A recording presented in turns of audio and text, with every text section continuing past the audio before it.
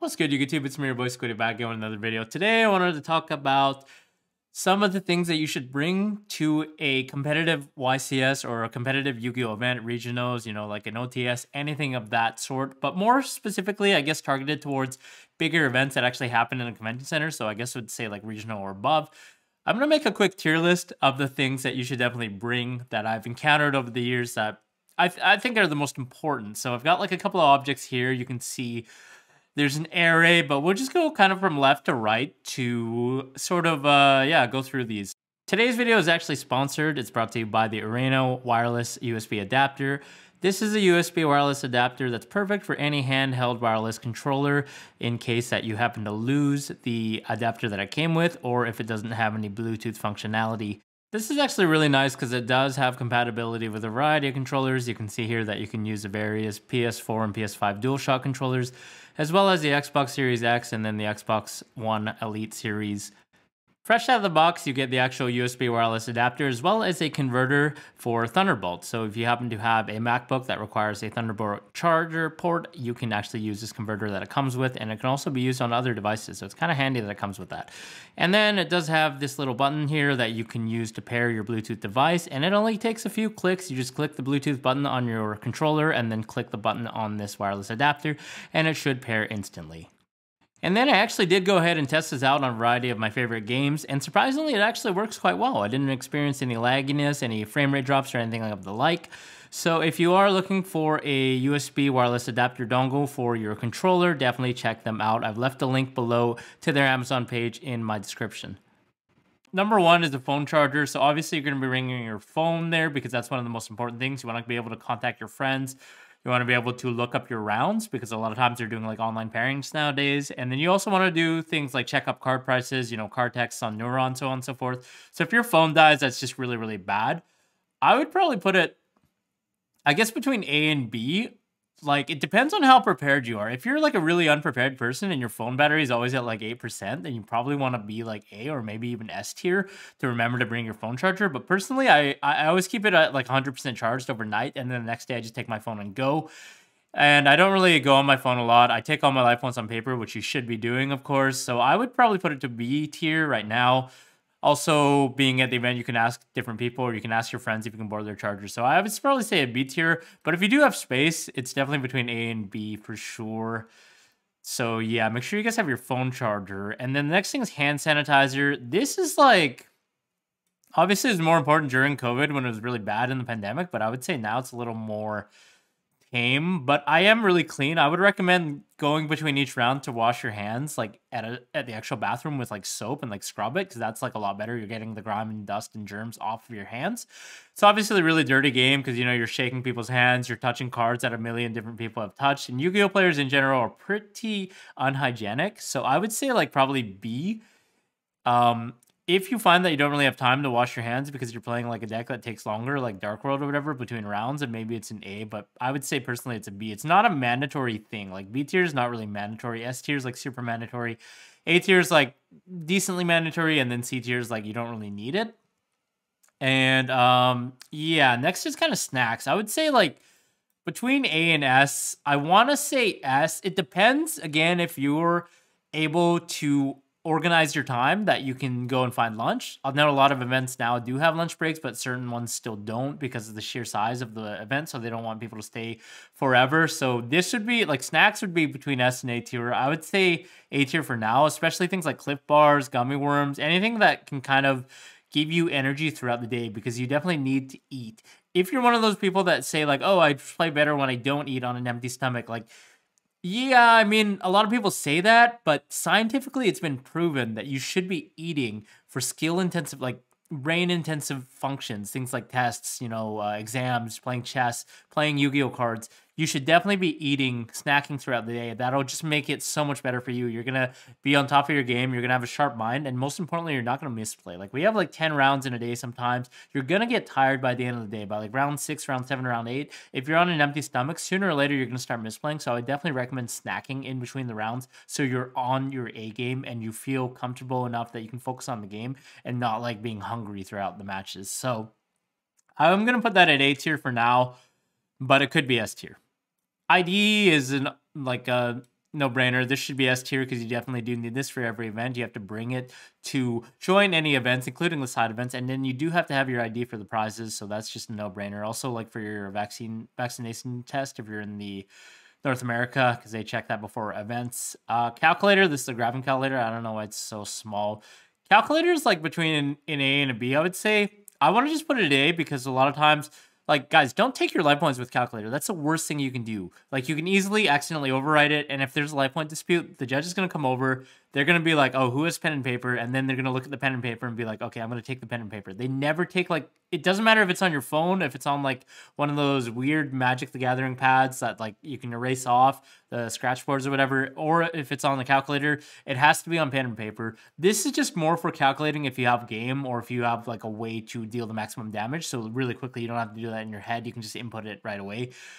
I know a lot of players have graphing calculators because they're kind of cool. They're like really stylish, but you can just bring a regular calculator. But I would say it's an A because it's really, really crucial that you, especially in a tournament, like you start slow playing and stuff, and you don't have time to do the math in your head. Sometimes you're running the numbers and then it just slips your mind and you have to redo it. And your opponent's obviously going to be like, can you hurry up, please? So having a calculator, being able to calculate that really, really fast is really essential in my opinion. So I think having A so you can calculate when you can go for game is really important.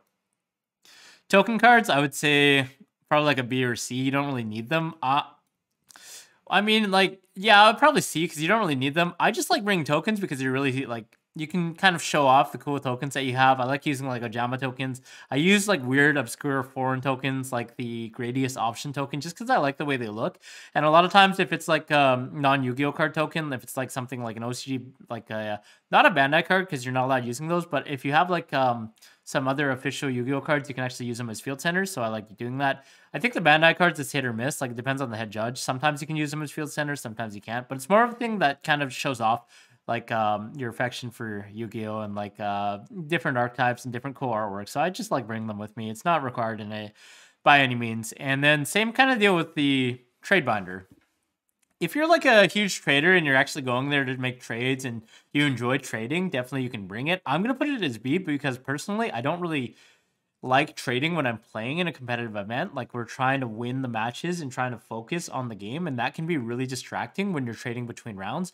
Also, it takes a lot of mental energy and physical walking around and actually trading people, looking through people's binders, making sure your stuff's not getting stolen while you have your binder out and people are looking at it. So I personally would say I would relegate the binder to the B tier. It's something that you can bring, especially if you like acquiring new cards and you like going home and looking at your binder and you get fresh new cards throughout the event. It's really nice when you have some downtime. Let's say you're on day 2, you scrub out of the main event, or like you've been parsed out a top cut and you're just like waiting around with your friends, waiting for them to finish their side events before you get food or whatever. You don't really want to play any more Yu-Gi-Oh! You can just like whip out your trade binder and just do some cool trades here and there. But it's also really heavy on your backpack if you have like a huge trade binder and you're walking around the convention hall all day. So I definitely don't recommend bringing like a huge binder, especially if you're there for the sake of actually playing competitive and trying to win. It's probably not something you want to bring. I've played events where I have a trade binder in my backpack and then I don't have a trade binder on day 2, and like not having trade binder saves your back so much and you have so much more energy. So guys, like trading between events, you can get really tired and then flustered. And then when you play your match, you're kind of out of the zone and you start misplaying. So I don't recommend like really trading if you're actually trying competitively to win an event. Definitely try to get your trades like on day 0, you know, on Friday, or like between the days, you know, just with friends or people in the hotel room. I would recommend that over trading at the venue because it just takes so much energy and it's so heavy. Which brings me to the next point, water. This is like S tier for sure. You should always have water with you, no matter what. This is more important than food. You have to stay hydrated. The thing about like things that make you think, and it's proven scientifically that when you play chess, like you spend more calories potentially than you do doing a high intensity sport, depending on the sport. So having that hydration is really, really crucial for your brain, like your membranes to recycle and then not, you know, stay in focus so you don't misplay, because being dehydrated, you can misplay so easily. Like I've had events where I'm just like dry as a desert and I'm like, I can't focus. I just don't want to play anymore. So make sure you're sipping water between the events. One thing to know is don't keep your water bottle on the table because obviously you can tip over and then spill on people's cards. So that's not a good thing. If you're able to access a water bottle, it's nice, but they're also really heavy. I would recommend going the day prior to like a CVS or any pharmacy and getting one of those huge 2-liter ones that you can just carry around all day, because you can just like hide them under a table, and then like when the match starts, you just come back and grab it and just drink it, or you hide it beside like one of the pillars in the corner of the convention hall. No one's gonna throw it out, and then that way you just have perpetual water source without having to carry it around all the time. I love doing this, especially if you're in the VIP. You can just hide it like underneath one of the tables, and then just keep coming back and drinking it throughout the round. So it's really nice to have. And guys, make sure that you're drinking water throughout the event, because that's one of the biggest things that causes you to misplay and causes you to play bad, is being dehydrated and also hungry. So that's definitely S tier. Chapstick, Burt's Bees, I would say personally is my favorite brand of chapstick. I like to keep it as nature just because I happen to have dry lips. If you guys have like really hydrated lips, then you don't really have to bring it. So it could be between A, B, or C. But I just like chapsticks because it keeps me really refreshed, especially minty ones. I find like Burt's Bees is one of the most the best chapsticks I've ever experienced. I've used like a bunch of different other brands, and they just like are too creamy or like too oily. I just like how Burt's Bees is really dry. It's minty. It kind of like encases your lips, and then when you drink water, it makes the water kind of like a little cold and mintier. So I would keep it as nature. If you guys haven't tried a chapstick, definitely pick one up and see if it helps throughout the rounds. I find it keeps me a little more cool, and then it keeps me almost like, it gives me a false sense of hydration, which like somehow makes me focus. So if you guys haven't tried Burt's Bees, definitely try it out. I'm not sponsored or anything, but this chapstick is amazing. Oh yeah, we already did tokens, so yeah, that's C tier. Cash, I would say like is A tier. Obviously, you're not allowed to buy and sell at the event, but this is more for like buying off the vendors. A lot of times when you use cash to buy from the actual official vendors in the back room, you can, they sometimes give you deals. If you give cash, you can kind of negotiate. If they have like a $20 card, you'd be like, hey guys, can I give you $20 cash? Can I give you like 15 cash? And they might say yes. A lot of times that vendors, when they do take card, they actually have to take tax because it's part of like official transaction that they have to record. So if you whip out like your credit card and on $20 card, you might have to pay like 22 or 23 on it. Whereas if you just give them cash, they'll take the 20. And also one thing to note is that cards are always most expensive on Friday, obviously, because that's when everyone needs the cards. But if you come back on Sunday and you bring cash and near the end of the day and there's something you like, you can often wiggle with the vendors and give them like a rate that you can offer them like a lot lower. I've bought them like Starlight Lightning Storms for like 75% of TCG value, just because the vendor's like, okay, I want to get rid of this. I paid less than 75%. I just want to get rid of it so I don't have to bring it back. If you have cash, I'll take it. So having cash is always good to be really easy when you're working with the vendors. Just hand them some cash. Also, like the side events, a lot of times I find it's just easier to give them cash sometimes. Just like then you just give them cash in the slip, so you don't have to whip out your card. You don't have to wait for them to do the machine and all that. And sometimes in certain events, I know in SoCal, they have like food vendors outside or food trucks. And a lot of times, sometimes they are cash only. So just having the cash is really easy to buy some food. Dice, I would say, is actually surprisingly C tier. You don't need dice. The one thing I find with dice is that they're so heavy. Like, they're not heavy, but like every single milligram of weight counts when it's in your backpack and you're walking around the venue all day. These are like giant venues. Some of the venues are large it's crazy. The Vices Vegas venue was so big. You literally had to take like a good 10 minutes to walk from one side to the other side. And it was just like, it was crazy. If you're trying to walk to your table and you have like a heavy backpack, your back's gonna get super tired. So I don't really like bringing dice for that reason. The other thing about dice is that I always like to borrow them from someone sitting beside me or like my opponents, because if you bring your own dice, sometimes like it's rare, but like in the odd instance that your opponent gets like really salty and they're like, oh, you're stacking your dice are rigged, I want to reroll or something like that. Whereas if I borrowed from my opponent, like either my opponent or someone that's sitting next to me, I'd be like, well, they're not my dice, right? So it's impossible that they're rigged, that I happen to win the die roll. So I just don't like bringing dice for that reason. But again, it's nice to have that you don't have to actually borrow them from other people. So like when your opponent doesn't have dice and you don't have dice, it's kind of awkward and you're like, oh, we got to find dice. So maybe like B tier is a little more presentable, I'd say. And it's nice that you can actually, if you have some nice YCS dice, you can actually show them off as bling. So it's also between, I guess, B tier or A tier if you're trying to flex a little bit there. Gatorade and like power drinks are surprisingly really handy. I would put them at A tier. There's a difference between water and a energy drink. Energy drink actually has electrolytes, so your body actually requires electrolytes to function. You can be super tired and then dehydrated, and short on electrolytes, and you can drink so much water, but that doesn't help. You can still die. There have been people that have gone on like 10-hour hikes and they died because they only drank water and they didn't drink electrolytes. Electrolytes is really important for the chemical process in your body. So to cure that hydration and allow your brain to function. So what electrolytes are basically like salts in the liquid that allow you to go through like metabolic changes in your body and keep the rhythm going, like everything cycle in a good rhythm. I'm not a scientist, so I can't really explain it. But if you guys have access to Gatorade and water, definitely get both. There are a lot of vending machines in the convention center, so definitely get Gatorade if you can. At least one throughout the day, maybe two if it's like in the morning and then the night. It'll make a huge difference in your game because the electrolytes will allow you to stay a lot more hydrated and in turn more focused and misplay less. If you guys don't have access to Gatorade from a pharmacy or something, get like a pack of salts. There are also like pack of like little powder that you can put in to juice up your waters to make it add a little bit of electrolytes. Or if you just like table salt, that helps a lot because that actually is what electrolytes are for the most part, just salt. So adding some salt to your water, just a pinch, will help a lot more than just having the water. Because if your body doesn't have enough salts, enough electrolytes, it doesn't matter how much water you drink, you're still going to be dehydrated. So guys, remember, crucial: water, energy bars or like food, snacks, anything like that, and energy drinks. These are like the trifecta, I would say, that you definitely need for any event. You could forgo anything else on this list, but these three are really, really important. So make sure that you guys are doing this. I guarantee you guys will do much better by having this, by being not dehydrated, having electrolytes, and also being filled and not hungry.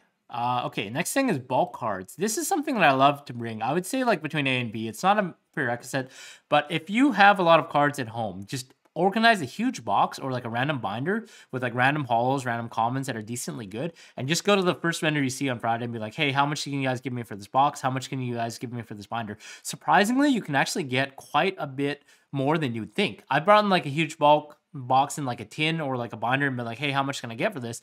Expecting them to like not want it at all. And they've offered me like 25, 30. And I find like that's just super useful because you just turn around and use that 30 bucks for like a side event. You could use it for food. You can use it for water. These are cards that I don't even want. I would rather save my time by just shipping them off to a vendor than trying to price them out and sell them because they're probably like dollar cards, penny cards even.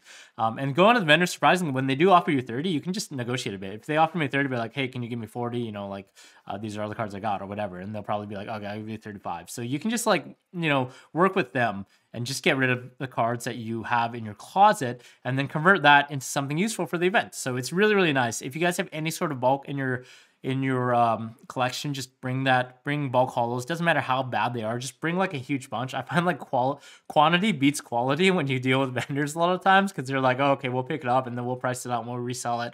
So if you have like decent, even if you have a bunch of crap cards, just throw in like a bunch of like $3 or $4 holos, and then that gives the illusion of them actually being worth money. So the vendors, a lot of times they'll look through and they'll be like, okay, we'll give you this much money, we'll take it back. And then like there's a good chance that in the future, maybe some of the bulk will be worth more money. So it's a win-win. They're making money off you and you're making money off them. You're not wasting any of your time. So bring your bulk if you can. Other S tier is running shoes. This is huge. I've seen people wear like boots or like Nike Air Force Ones to events, and I'm like, why? You're literally killing your feet. Like those flat sole shoes are a no-go for big events where you have to walk around all day. Your feet will hate you.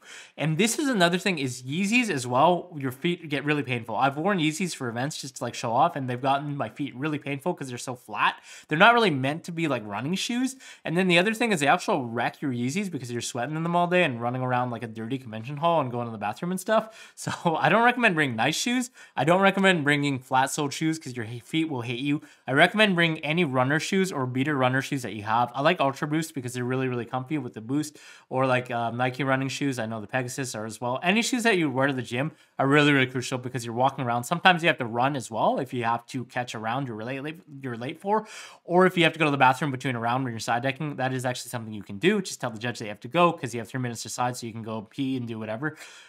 Just being able to run at a quick pace is really, really important. So guys, please, please, please protect your feet and bring running shoes. The last thing on our list is light point paper. This is also S tier.